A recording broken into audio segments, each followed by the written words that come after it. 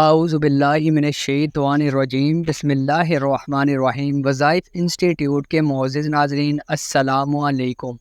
شہر بابل میں دو فرشتے ہاروت اور ماروت رہتے تھے جو کہ انسانی شکل میں تھے۔ ان کو جادو کا علم آتا تھا۔ جو کوئی ان سے جادو سیکھنے کا خواہش مند ہوتا اس کو واضح کر دیتے کہ اس سے تمہارا ایمان چلا جائے گا۔ اس کے باوجود اگر وہ شخص جادو سیکھنا چاہتا تو اس کو جادو سکھا دیتے تھے۔ اللہ کے سوا کوئی تقدیر کو نہیں بدل سکتا۔ اگر اللہ کی رضا کے بغیر ایسا ممکن ہوتا تو شعبدہ باز احمقوں کی جیبیں خالی کرانے کی بجائے بنا کسی تردد گڑ بیٹھے مالا مال ہو جاتے۔ ضعیف العقیدہ افراد جادو اور سحر کا شکار ہوتے ہیں۔ جادو اور سحر حقیقت ہے۔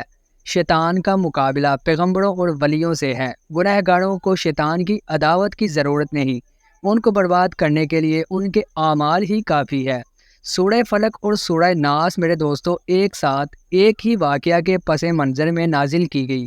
دونوں صورتوں میں کالا جادو یعنی سحر اور نظر بد سے بچاؤ کی تاثیر موجود ہے۔ مستند احادیث کے مطابق نبی کریم صلی اللہ علیہ وسلم پر ایک یہودی نے جادو کر دیا جس کے اثرات سے آپ کو سر درد محسوس ہونے لگا۔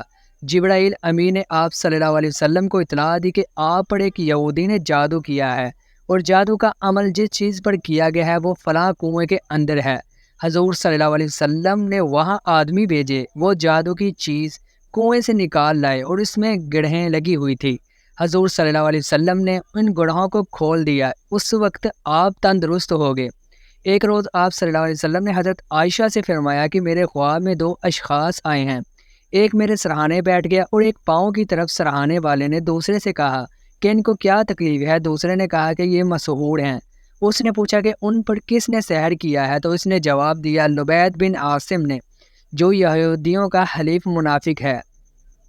اس نے پوچھا کہ کس چیز میں جادو کیا ہے؟ اس نے بتلایا کہ کنگھے اور اس کے دندانوں میں۔ پھر اس نے پوچھا کہ وہ کہاں ہے؟ اس نے کہا کہ کھجور کے اس غلاف میں ہے جس میں کھجور کا پھل پیدا ہوتا ہے اور وہ فلاں کنویں کے پتھر کے نیچے مدفون ہے۔ آپ صلی اللہ علیہ وسلم اس کنویں میں تشریف لے گئے اور اس کو نکال لیا اور فرمایا مجھے خواب میں یہی کنواں دکھلایا گیا تھا۔ حضرت عائشہ رضی اللہ عنہا نے فرمایا کہ آپ نے اس شخص کا اعلان کیوں نہ کر دیا؟ حضور نے فرمایا اللہ تعالیٰ نے مجھے شفا دے دی اور مجھے یہ پسند نہیں کہ میں کسی کی تکلیف کا باعث بنوں۔ اللہ تعالیٰ نے سحر کے توڑ کے لیے سورہ فلق اور سورہ ناس نازل فرمائی جن میں 11 آیتیں ہیں۔ آپ ہر گرہ پر ایک ایک آیت پڑھ کر ایک ایک کھولتے رہے یہاں تک کہ سب گرہیں کھل گئی اور آپ سے ایک بوجھ سا اتر گیا۔ دنیا اور آخرت کی آفات سے محفوظ رہنے کے لیے بندہ خود کو خالق کے سپرد کر دے۔ سورہ فلق اور سورہ ناس میں دنیاوی آفات سے پناہ مانگنے کی تعلیم ہے اور سورہ ناس میں اخروی آفات سے بچنے کے لیے اللہ کی پناہ مانگی گئی ہے۔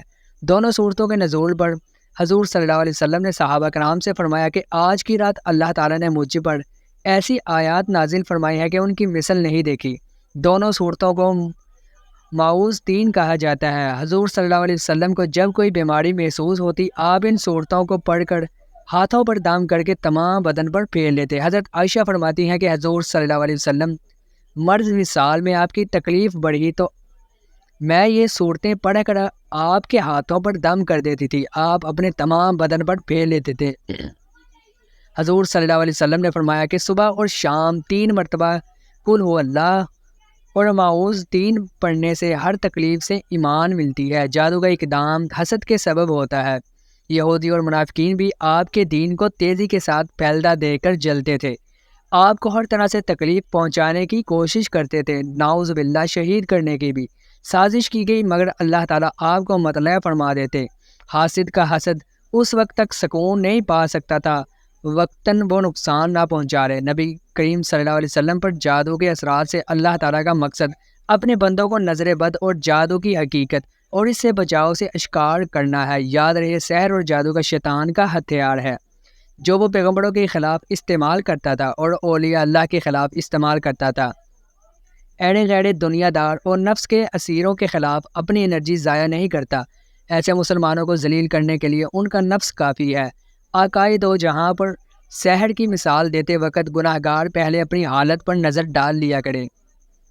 میرے دوستو سورہ ناس اور سورہ فلق کو روزانہ رات کو سونے سے پہلے 3 مرتبہ پڑھ لیا کریں۔ اگر آپ کو ویڈیو پسند آئے تو ویڈیو کو لائک، شیئر اور ہمارے وظائف انسٹی ٹیوٹ چینل کو سبسکرائب کیجیے۔ صدقہ جاریہ ہے۔